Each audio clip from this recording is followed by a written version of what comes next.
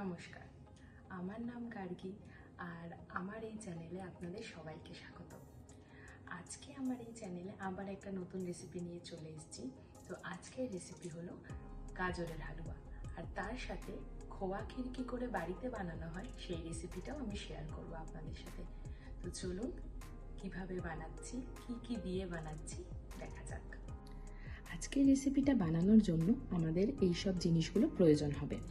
এখানে কটা গাজর আমি ভালো করে ধুয়ে ছাল ছাড়িয়ে তারপরে গ্রেট করে নিয়েছি। এখানে আছে গুঁড়ো দুধ, আর এখানে আছে আলমন্ড কুচি, কাজু বাদাম কুচি, এটা হচ্ছে কিশমিশ, আর এখানে নিয়ে নিয়েছি কতগুলো এলাচকে গুঁড়ো করে, আর এখানে নিয়ে নিয়েছি কেশর। এই কেশরটা একদমই অপশনাল, যদি আপনাদের বাড়িতে না থাকে এটা ছাড়াও খুব ভালোভাবেই গাজরের হালুয়া হয়ে যাবে। আর এখানে নিয়েছি দুধ, এখানে আছে 1 কাপ চিনি, আর এটা হচ্ছে ঘি। তো চলুন এই ইনগ্রিডিয়েন্টসগুলো দিয়ে কীভাবে গাজরের হালুয়া হয় সেটা দেখা যাক। এবার আমরা কড়াইয়ের মধ্যে দুধ ঢেলে দেব। দুধটা একটু গরম হয়ে গেলে এর মধ্যে সামান্য কেশর দিয়ে দেব।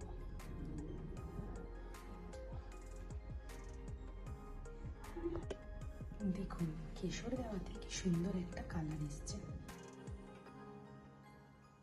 যতক্ষণ এই দুধটা ফুটছে ততক্ষণ আমরা গাজরটাকে একটু ভেজে নিই। প্যানটা একটু গরম হলে আমরা তার মধ্যে দিয়ে দেবো একটু ঘি।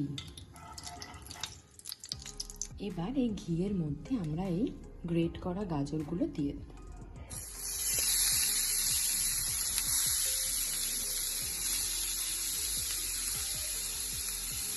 গাজরটাকে একটু ভালো করে নাড়িয়ে নেব ঘিয়ের সাথে, যাতে গাজরের মধ্যে ঘিটা ভালোভাবে ঢুকে যায়।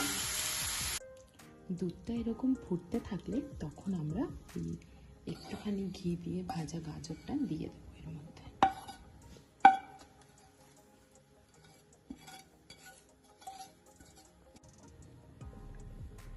এটাকে ভালো করে নাড়িয়ে নিতে হবে।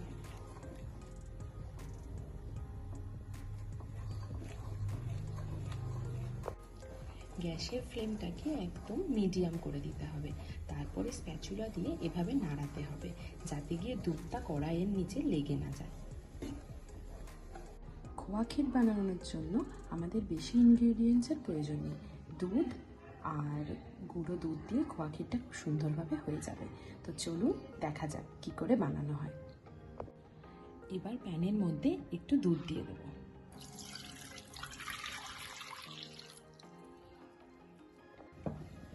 দেখুন এদিকে খোয়া ক্ষীরের দুধটা আস্তে আস্তে রিডিউস হচ্ছে। গ্যাসটাকে হাই ফ্লেমে দিয়ে এবার আমাদের স্প্যাচুলা দিয়ে বারবার দুধটাকে নাড়াতে হবে যাতে কড়াইয়ের সাথে লেগে না যায়। দুধটাকে হাই ফ্লেমে দিয়ে এরকম স্প্যাচুলা দিয়ে বারবার করে নাড়িয়ে নিতে হবে, দুধটা যেন লেগে না যায়। দুধটার ঘনত্বটা কমিয়ে কমিয়ে আমরা খোয়া ক্ষীরটা বানিয়ে নেব।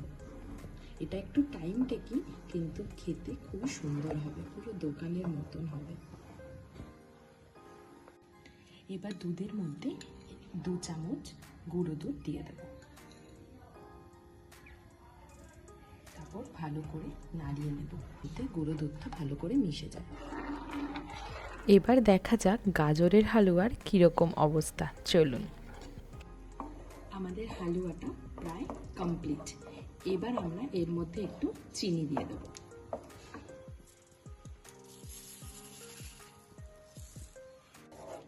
এবার চিনিটা হালুয়ার সাথে ভালো করে মিশিয়ে নিতে হবে, আর স্প্যাচুলা দিয়ে এরকম করে নাড়িয়ে নিতে হবে। এবার চিনিটা যেহেতু দেওয়া হয়েছে সেই জন্য চিনির থেকে রস বেরিয়ে হালুয়াটা একটু লিকুইড ফর্ম হয়ে যাচ্ছে।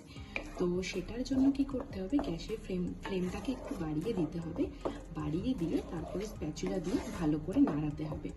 আর মনে রাখবেন এই রান্না থেকে কিন্তু একটুও সরলে চলবে না, তাহলে আপনাদের হালুয়া হালুয়া নয় ঘন্ট হয়ে যাবে। তো সেই ক্ষেত্রে আপনারা সামনে দাঁড়িয়ে গ্যাসের ফ্লেমটাকে একটু বাড়িয়ে স্প্যাচুলা দিয়ে এরকম নাড়িয়ে নেবেন যাতে কড়াইয়ের সাথে হালুয়াটা লেগে না যায়। আবার এই দিকে আমাদের খোয়া ক্ষীরটাও প্রায় প্রস্তুতের দিকে। দেখুন কত সুন্দরভাবে দুধটা রিডিউস হয়ে গেছে। তো এটাকে ভালো করে আবারও নাড়িয়ে নিতে হবে, আর কিছুক্ষণ পরে আমাদের খোয়া ক্ষীরও রেডি হয়ে যাবে। এই দেখুন, আবার এই দিকে আমাদের গাজরের হালুয়া প্রায় রেডির পথে। দুধটা সুন্দরভাবে রিডিউস হয়ে গেছে, আর কিছুক্ষণ একটু রিডিউস করতে হবে যাতে গিয়ে পুরো মাখো মাখো ব্যাপারটা আসে, তাহলে গিয়ে আমাদের হালুয়াটা প্রায় হয়ে যাবে। এবার আরেকটা প্যানটা একটু গরম হলে আমরা তার মধ্যে দিয়ে দেবো একটু ঘি।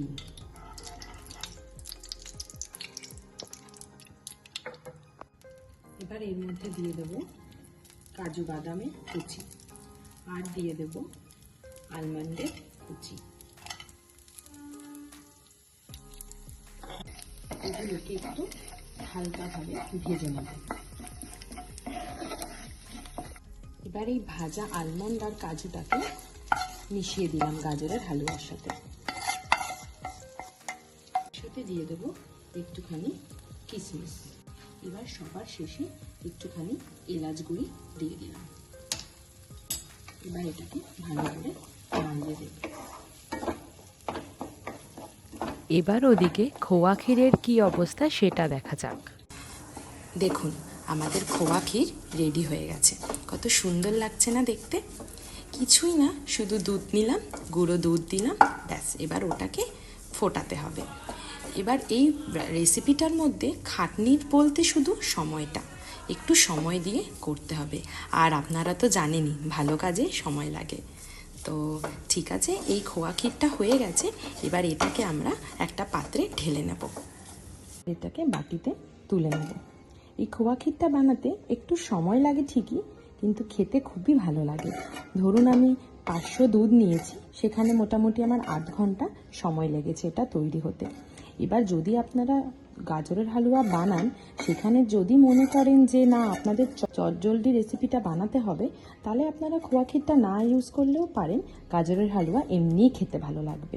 কিন্তু যদি সময় থাকে তাহলে একটু রেসিপিতে টুইস্ট দিতে ক্ষতি কি, তাই না? এইদিকে আমাদের হালুয়াও রেডি। দেখুন কি সুন্দর টেক্সচার এসছে।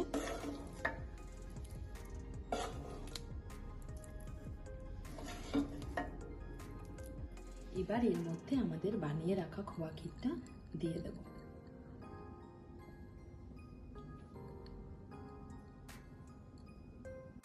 তার উপর দিয়ে ছড়িয়ে দেব আর একটুখানি কাজু। ব্যাস, কমপ্লিট আমাদের গাজরের হালুয়া। তো আপনারা দেখলেন যে গাজরের হালুয়া আমি কিভাবে বানালাম। তো দেখতে ভালো লাগছে, এবার একটু টেস্ট করা যাক।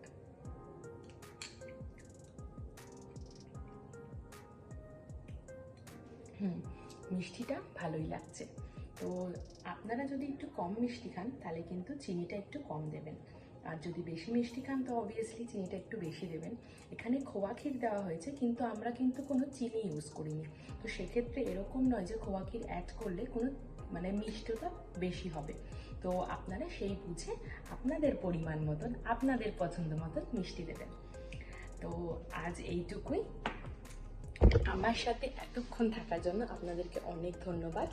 আমার এই রেসিপিটা যদি আপনাদের ভালো লেগে থাকে তবে বাড়িতে অবশ্যই ট্রাই করবেন এবং লাইক করবেন, শেয়ার করবেন, আর চ্যানেলটাকে সাবস্ক্রাইব তো করতেই হবে, নইলে এরকম ভালো ভালো ভিডিও কি আপনারা দেখতে পারবেন? যদি আমার এই রেসিপিটাকে আপনার ভালো লেগে থাকে আর এরকম রেসিপি আরও আপনারা দেখতে চান আর আমার সাথে এরকমভাবে থাকতে চান, তো সাবস্ক্রাইব করে দেবেন। আর সবাই সুস্থ থাকবেন, ভালো থাকবেন, আনন্দে থাকবেন। অনেক ধন্যবাদ আপনাদেরকে। টাটা।